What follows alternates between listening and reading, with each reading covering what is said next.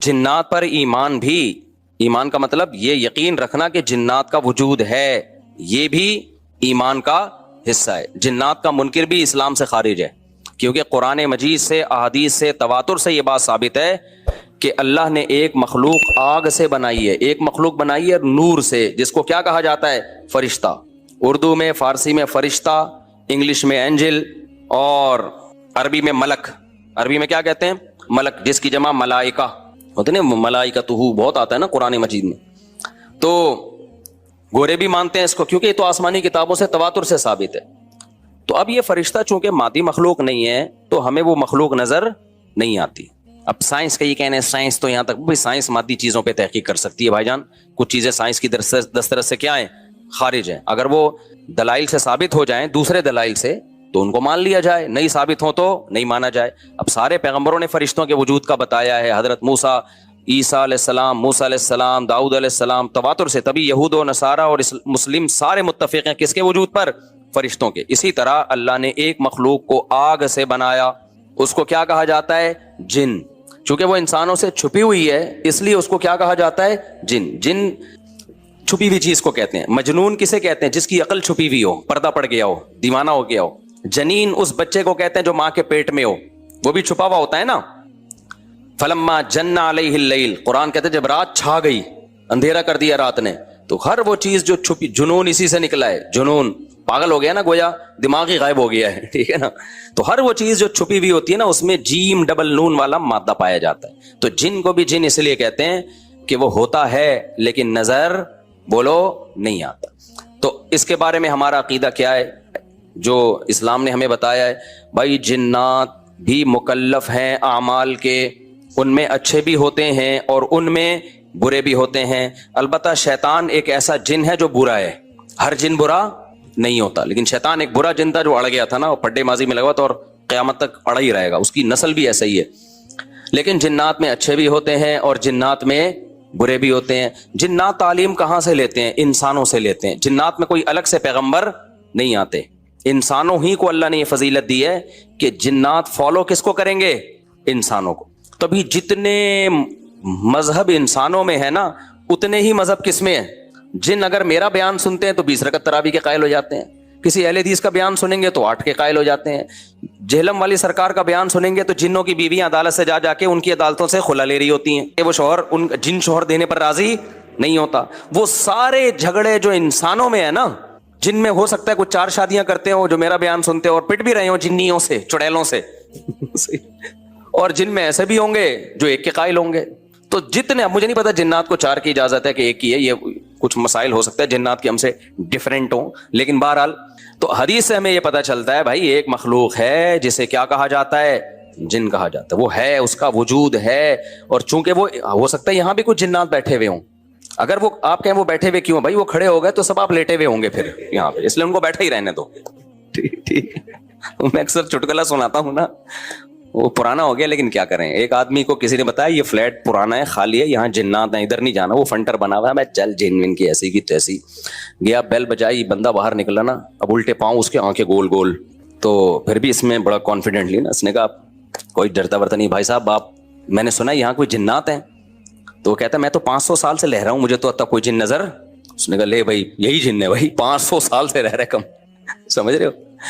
اچھا، تو جنات کی پیدائش انسانوں سے پہلے ہوئی ہے اور جنات کی تعداد بھی انسانوں سے زیادہ، کیونکہ قرآن میں ہے قد استکثرتم من الانس، اے جنات تمہاری تعداد تو انسانوں سے بھی زیادہ ہے۔ تو پتہ چلا جنات انسانوں سے بھی زیادہ ہیں۔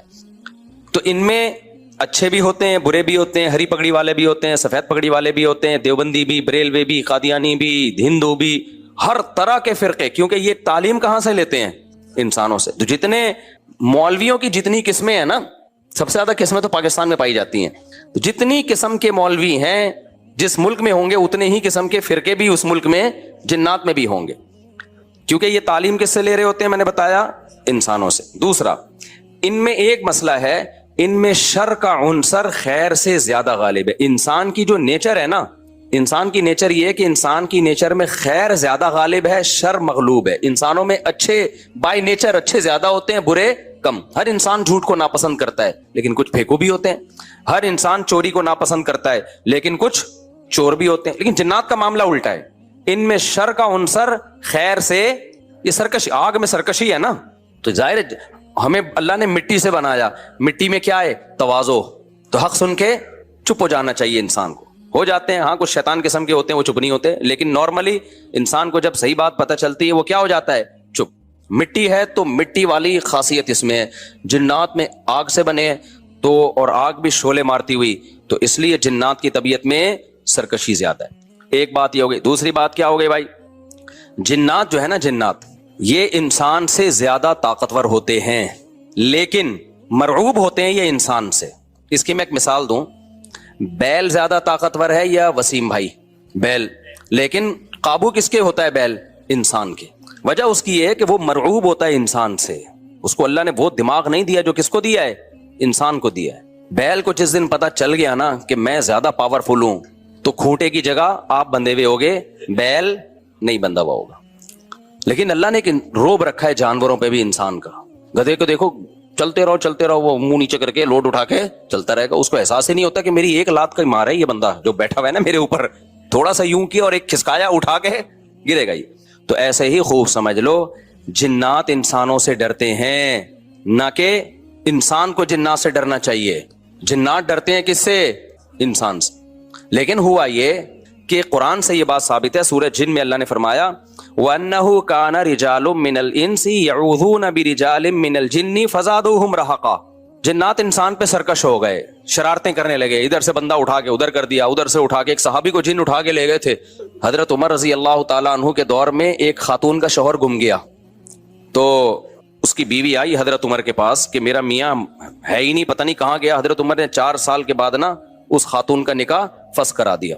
ये इमाम मालिक की दलील है कि 4 साल के बाद निकाह फस हो सकता है। इमाम अबू हनीफा के जो फतवे हैं ना, ज्यादातर उन्होंने हजरत अली और अब्दुल्ला बिन मसूद को फॉलो किया है।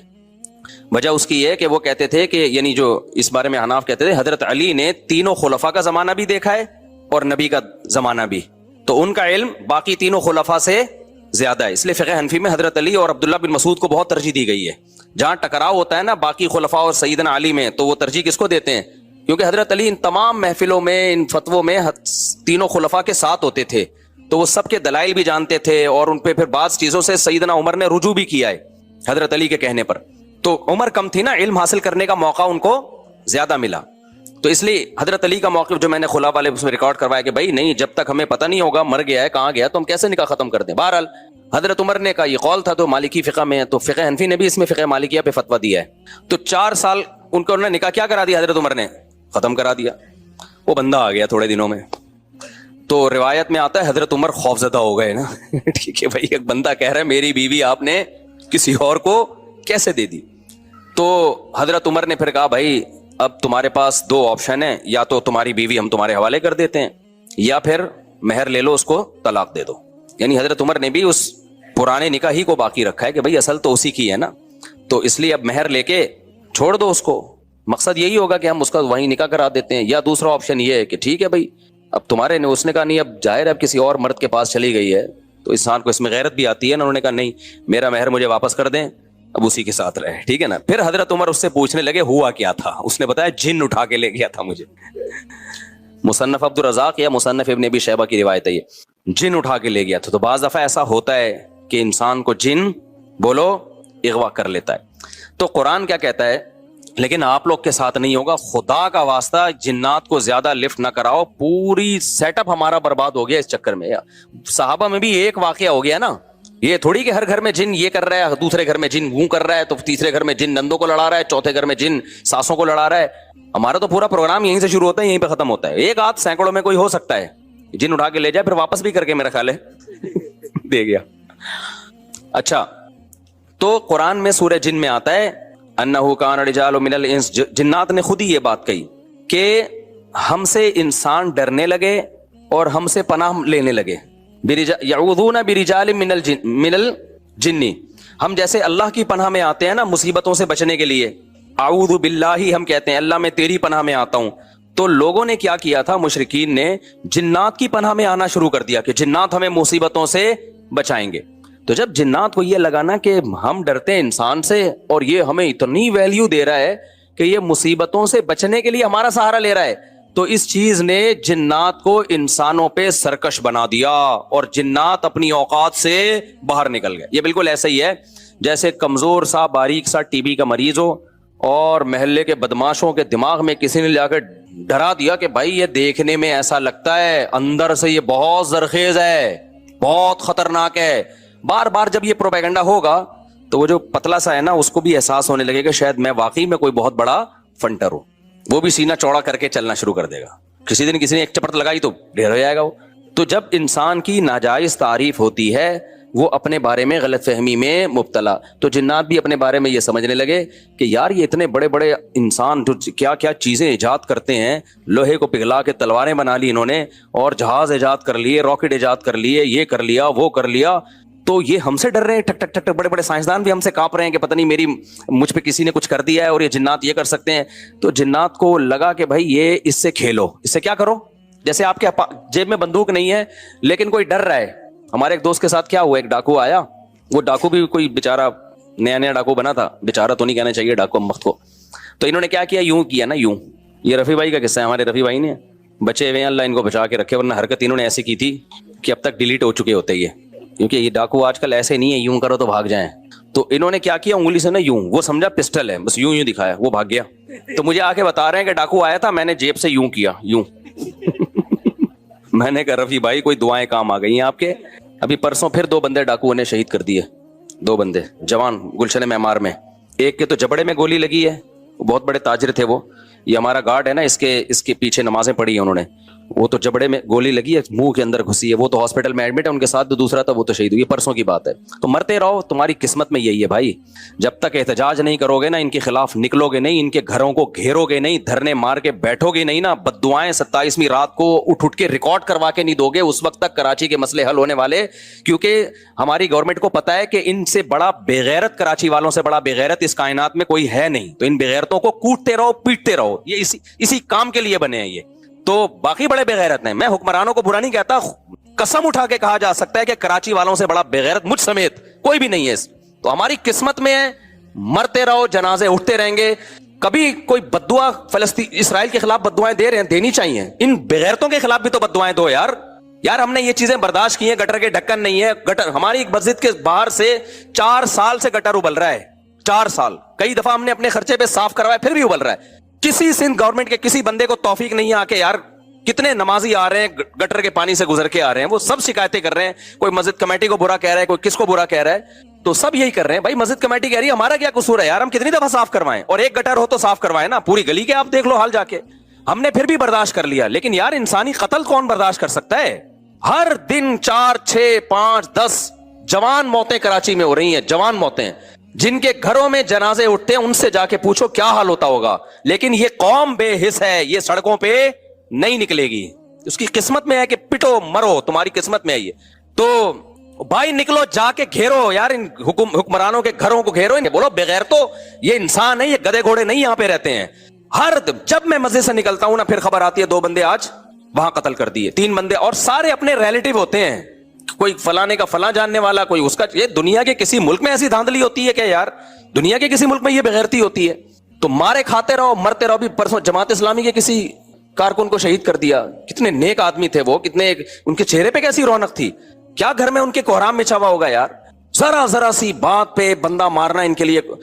پچھلے سال سویڈن سے ایک میاں بیوی کا جوڑا آیا ہوا, بچہ چھوٹا ساتھ میں, سویڈن سے چند دنوں کے لیے آئے تھے وہ کراچی. بیوی کے سامنے جوان شوہر کی لاش تڑپ رہی تھی. بچے پہ کیا گزرے گی جو اپنے باپ کو اس طرح سے مرتبہ دیکھے گا؟ تو انتظار کرو اپنی باری کا, اور کچھ بھی نہیں ہے. اور ایسی بے حس قوم ہے نا, جو مرتا ہے وہ بھی احتجاج نہیں کرتا, اس کے بھی رشتہ دار آرام سے بیٹھے ہوئے ہوتے ہیں. یار سوشل میڈیا پہ ایک طوفان کھڑا کر دو, گالیاں دو ان حکمرانوں کو. سوشل میڈیا پہ گالیوں کا نا ایک سلسلہ شروع کرو, تو اس کے بعد شاید یہ بےغیرت تھوڑا سا ہل جائیں. یہ نہیں ہلیں گے بھائی, کیونکہ ان کا کوئی بندہ, یہ تو پوری گاڑیوں کے ساتھ گاڑوں میں گھومتے ہیں, ان کو تھوڑی کوئی مسئلہ ہوگا. ان کے تو پورے آپ کو پتا, یہ انہی کے بندے تو ہوں گے جو مار رہے ہیں. پتا جاتا ہے ان کمبختوں کو. پولیس کو آپ برا نہیں کہہ سکتے, پولیس کے بس میں جتنا ہے پولیس کر رہی ہے.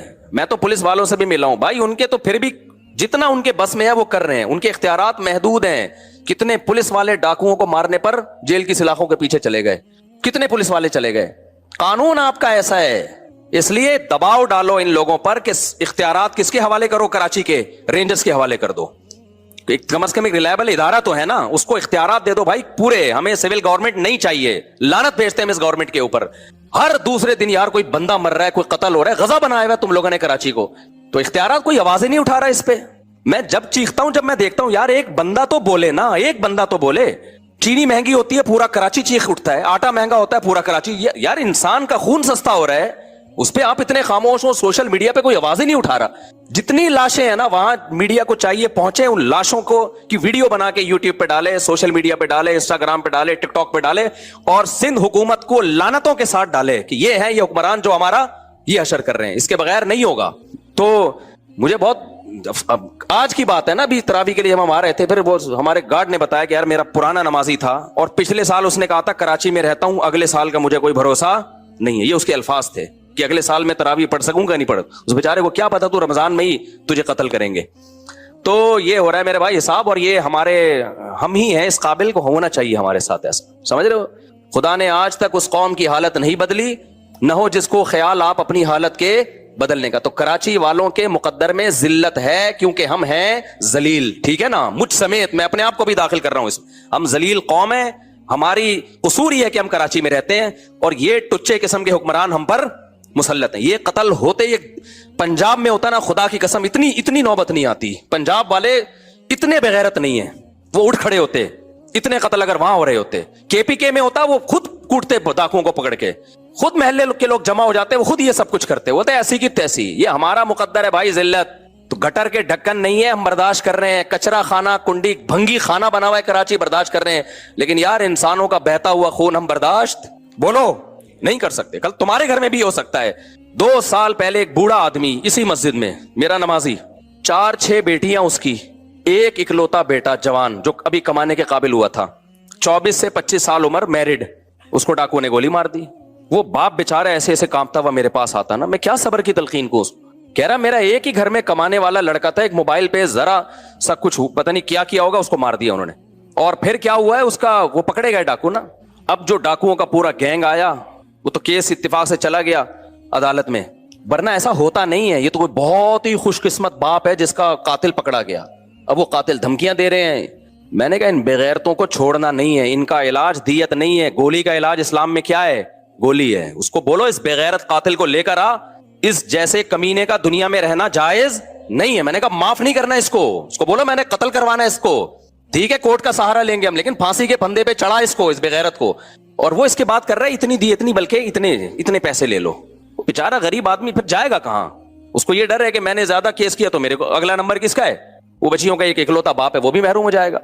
تو گاجر مولی کی طرح انسان کراچی میں کٹ رہے ہیں.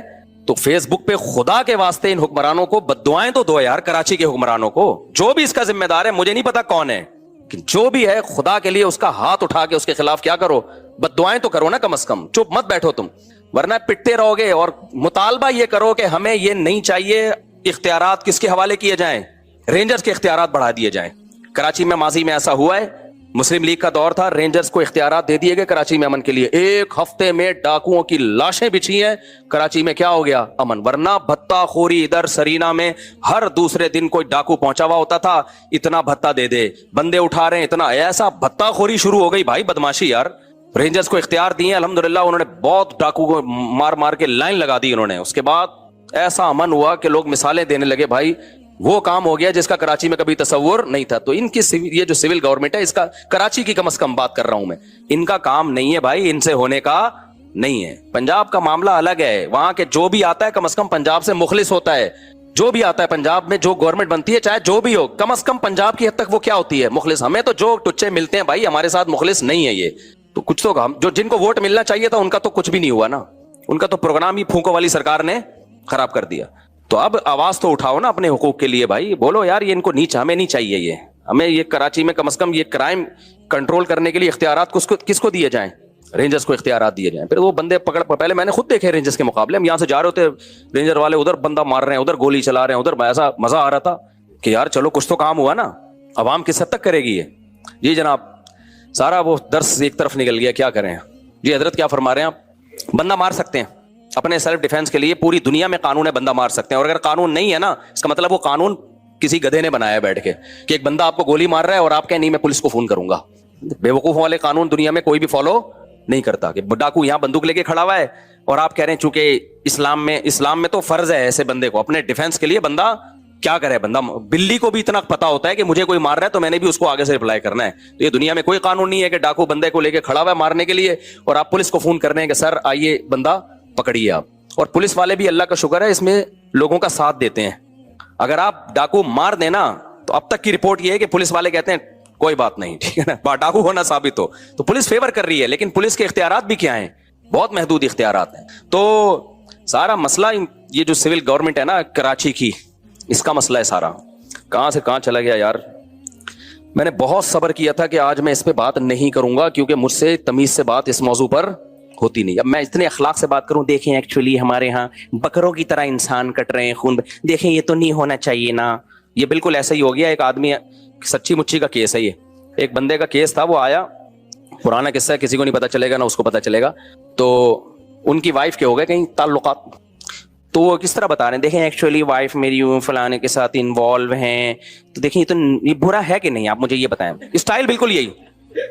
मैंने कहा जो स्टाइल है ना उससे इन्वॉल्व ही होना था उसने। दिल में मेरे आ रहा था कि जो आपका स्टाइल है ना ये, अबे यार ये कोई बात है यार, तो इतनी तमीज से तू बता रहा है यार। और बेगम भी क्या कह रही है, देखें आप खुद सोचिए, अगर कोई बंदा मेरे जज्बात से खेल रहा है तो मेरी तो फीलिंग उसके लिए होंगी कि नहीं होंगी। ये चीजें हैं, आप खुद देखो हमारा हौसला कितना है। अल्लाह बचाए, अस्तगफिरुल्लाह, सबको बचाए भाई अल्लाह आजमाइशों से। किसी के साथ कुछ भी हो सकता है, अल्लाह से मजाक उड़ाना मकसद नहीं है किसी का, लेकिन फिल्में मार्केटों में और भी वाकयात हैं इस किस्म के, लेकिन वो सारा हमारा तफसीर का लेक्चर रह जाएगा। ऐसे ऐसे वाकयात हैं कि मैं इसलिए भी नहीं सुनाता वो बंदा ना समझ जाए कि मेरी बात कर रहे हैं। तो अभी तो मैं बहुत ऐसा वो करके बताता हूँ, कैमोफ्लेज करके, कि वो उसको पता ना चले कि किसी का मजाक उड़ाना तो मकसद नहीं है ना। तो अब मैं ये थोड़ी कत्ल के वाकयात में आपको बताऊं कि देखें सिंध हुकूमत को कुछ नहीं कहिए प्लीज, ये हमारे गुनाह है जिसका यकीनन हमारे गुनाहों का अजाब है, लेकिन वो गुनाह क्या है, हम आवाज नहीं उठाते, ये गुनाह है। जो कौम नहीं आवाज उठाती उसके साथ ये होता है। कोई होश ही नहीं है यार। मैं तो अपने तौर पर बात करने की कोशिश करता हूं, पुलिस वालों से भी करता हूं, रेंजर वालों से भी करता हूं, उनके सबके पास एक माकूल जवाब है, उनके पास एक माकूल जवाब है। पुलिस वाले तो कहते हैं अगर हम ना हो ना तो ये जितना जो थोड़ा बहुत घर से बाहर निकल जाते हो ये भी ना हो। पुलिस वाले तो बिल्कुल माकूल बात है, ये तो थोड़ा बहुत खौफ किसका है, 2-4 डाकू जो मरते हैं वो भी पुलिस के खौफ से मर जाते हैं। रेंजर वालों से भी मैंने बात की, मैंने कहा ये क्या है, तो कहते हैं भाई इख्तियारात नहीं है। एक ने गोली चलाई थी ना, याद है, जब उसको केस हो गया था, अंदर हो गया था वो। तो इख्तियारात जब तक रेंजर्स के हाथ में नहीं आते मुकम्मल, उस वक्त तक कराची का बेड़ा गर्क, कराची को जंगी ज़दा इलाका करार दे देना चाहिए, समझ रहे हो। और अभी ये जो आखिरी रातें आ रही हैं इनमें ये केसेस और ज्यादा बढ़ेंगे। आप नंबर गिन लें कि कौन कौन दुनिया से जाने वाला है। ईद के बाद जो जो बच जाए ना गिनती करें अपने घर के अफराद की। अल्लाह सबको आफियत में रखे।